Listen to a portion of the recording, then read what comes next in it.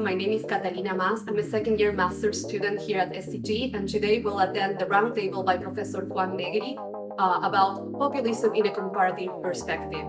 Welcome to the takeaway.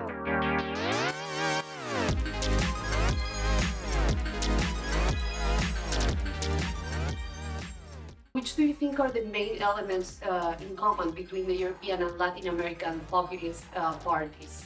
Well, I think that the common element is presenting the people against the elite. I think that that's common both continents. How successful do you think that the Latin American far-wing populist parties will be in maintaining power in the future?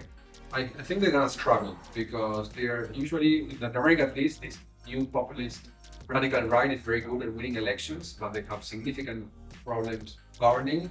And so what we see is that they have serious governability issues and they are very fragile electorally.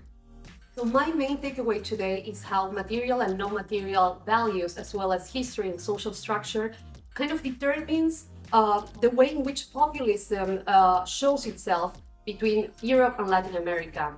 However, there's a new wave of radical right populism right now in Latin America. Its long-run consequences are yet to be determined, but it was very clarifying to hear from Professor Negri's perspective.